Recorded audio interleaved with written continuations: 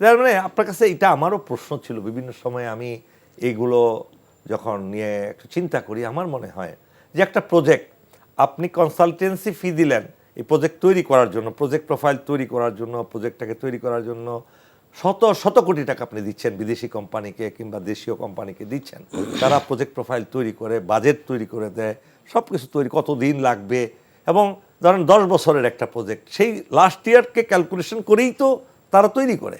তাহলে কেন প্রথম বর্ষ শেষ হওয়ার সাথে সাথে আবার ওইটাকে প্রজেক্টের কস্ট বাড়িয়ে যায় কেন, বেড়ে যায় কেন?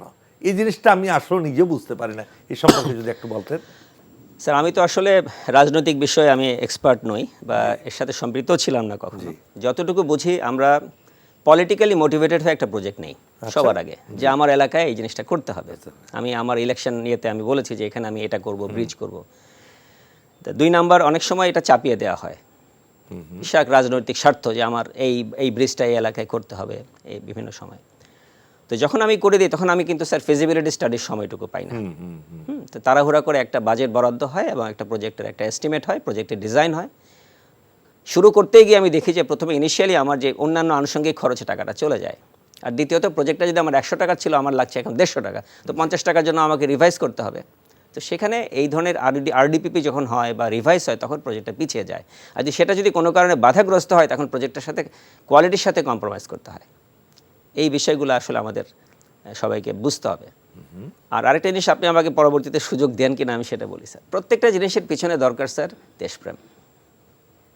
আপনার মনের ভিতরে যদি দেশপ্রেম না থাকে, তাহলে আপনি যতই এইসব জিনিসপত্র ঠিক করেন, কারণ সব কিছুর পিছনে রুলস রেগুলেশনস আছে। একটা প্রজেক্টে কন্ট্রাক্ট কী করে হবে, কন্ট্রাক্টটা কীভাবে ফ্লোট করবেন, টেন্ডার সিস্টেম, সব কিছুই কিন্তু স্যার ওয়ার্ল্ড ব্যাংক আমাদেরকে দেখিয়ে দিয়েছে, যেটা আমরা বলি ওপেন টেন্ডার মেথড আমরা ফলো করতাম। আমি যখন ডিডাব্লিউসি আর্মিতে ছিলাম, আমার মনে আছে 2008-9 সালের দিকে, শুরুর থেকে 8-9 সালের দিকে, তখন ওপেন টেন্ডার মেথড ফলো, কোনো ইনফ্লুয়েসড হতাম না আমরা কোনো পলিটিক্যাল পার্টি দিয়ে বা কোনো পলিটিক্যাল লিঙ্কড আপ কোনো কন্ট্রাক্টর। বাট পরবর্তীতে কিন্তু সেটা আমরা ধরে রাখতে পারিনি বিভিন্ন প্রজেক্টে, এটা সামরিক বাহিনী হোক, আধা সামরিক বাহিনী হোক আর সরকারি। এখন তারপর কিন্তু ওপেন টেন্ডার হয় নাই, দেয়ার ওয়াজ নো কম্পিটিশন। যেহেতু কম্পিটিশন হয় নাই, মানুষ পয়সা খরচ করেছে, প্রজেক্ট নিয়ে আসছে, বিভিন্ন জায়গায় টাকা দিয়েছে, পরবর্তীতে প্রজেক্টটা সিক হয়ে গেছে অথবা প্রজেক্টটা হাফ ডান হয়ে বসে আছে। আপনি বাংলাদেশে বিভিন্ন জায়গায় দেখবেন স্যার, অনেক প্রজেক্ট আনফিনিশড অবস্থায় আছে। তার একটাই কারণ, নদীর অর্ধেক ব্রিজ হয়ে আছে, বাকি অর্ধেক নাই। আবার এমনও প্রজেক্ট হয়েছে খাল নাই, জমির উপর দিয়ে ব্রিজ হয়ে আছে, দুই পাশে খোলা পড়ে আছে। এই যে চর্যবৃত্তি, এই যে অনৈতিকতা, এই যে দেশপ্রেমের অভাব, এটা কিন্তু, এটার পিছনে আপনি কি মনে করেন? একটা দল, যে দল নিজেদেরকে দাবি করতো যে তারা স্বাধীনতা এনে দিয়েছে আর সো এন্ড সো ফর্থ, যদিও এটা আমি কখনো বিশ্বাস করি না, কেননা তারা কখনো স্বাধীনতা চায়নি।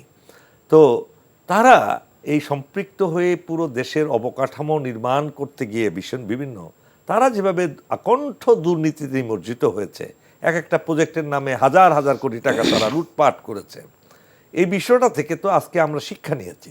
এখন এই নতুন বাংলাদেশ গঠনে আপনি আরেকটা জিনিস আপনার কাছ থেকে জানতে চাই, আমাদের যে জনসংখ্যা, এটা তো জনসংখ্যা একটা আল্লাহর নেয়ামত আমাদের জন্য, কেননা মানুষের চেয়ে বড় সম্পদ পৃথিবীতে আর কিছু হতে পারে না।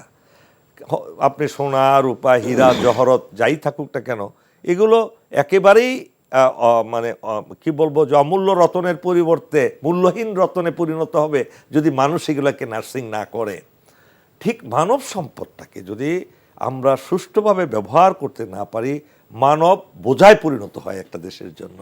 কেননা মানব বোঝা হয়ে গেলে তখন সেই দেশে আর অর্থনৈতিক উন্নতি কোনো হয় না, যেটা এই মুহূর্তে আমাদের বিশাল এক জনসংখ্যা রয়েছে যারা কোনো কর্মদক্ষতা নাই তাদের। আমাদের সামরিক বাহিনী কি এখানে কিভাবে ভূমিকা রাখতে পারে এই জনসংখ্যাকে জনসম্পদে পরিণত করে বিদেশে পাঠিয়ে দেশের আর্নিংটা বাড়ানোর জন্য? এটা কি কোনো ধরনের পদ্ধতিতে কি এটা কাজ করা যায়? আপনার কি মত? স্যার, সামরিক বাহিনী একটা অত্যন্ত প্রশিক্ষিত একটা বাহিনী। জি, আর্মি, নেভি, এয়ারফোর্স। আমাদের বিভিন্ন সৈনিক বলেন, অফিসারদের, বিভিন্ন সৈনিকদের সবার এক একজন এক একটা ট্রেড থাকে, তাই না? কেউ ইঞ্জিনিয়ার, কেউ সিগন্যাল ম্যান, কেউ ইনফ্যান্ট্রিম্যান, যে সিকিউরিটিতে সে এক্সপার্ট থাকে। তো 3 বাহিনীতে একই জিনিস। তো আমি মনে করি আমাদের দেশে আসলে বোঝা না, আমাদের মানব যেই সমৃদ্ধ মানব জাতি, যেটা মানব সমৃদ্ধ যে আমাদের পপুলেশন, এটা বিশাল আমাদের একটা স্ট্রেংথ। আমি 1 থেকে 1.5 বছর কানাডায় ছিলাম।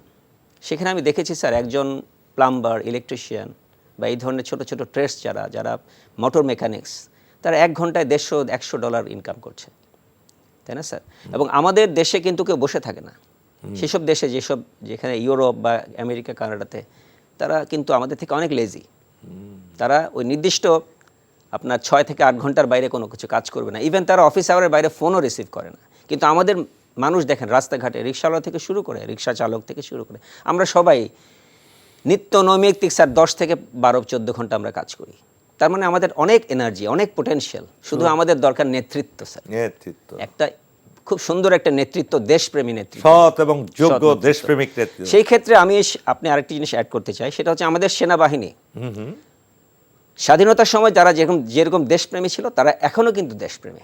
হ্যাঁ, অবশ্যই 100% না হোক, অ্যাটলিস্ট 100%ই দেশপ্রেমী। আমরা সবাই সেনাবাহিনীতে এসেছি দেশের জন্যই, তো দেশের ভালো করার জন্য উদ্বুদ্ধ হইতো আমরা সেনাবাহিনী, মৃত্যুর শপথ নিয়েছি। কিন্তু in the course of time, because of some political influence, because of somebody's, কিছু মানুষের বা কিছু দলের নিজস্ব কিছু ধ্যান ধারণা, তাদের নিজের টিকে থাকার জন্য তারা অনেক ক্ষতি করে দিয়েছে আমাদের দেশটাকে। এখনো সময় আছে, এখনো আমরা যতটুকু হারিয়েছি সেটাকে রিকভার করা আমাদের জন্য কোনো ব্যাপার না, যদি আমাদের ভালো একটা নেতৃত্ব থাকে।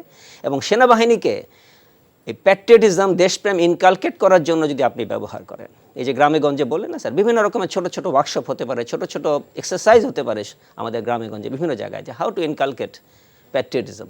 আমাদের সৈনিকরা কিন্তু বাইরে গেলে স্যার, যে কোনো ডিউটি, তারা শুরুতেই মনে করে যে আমি দেশের কাজের জন্য বের হয়েছি। তারা কিন্তু মনে করে না যে না, আমি এখানে আমার কোনো ইন্টারেস্ট আছে। Bravo, Colonel Jahid. Really very amazing.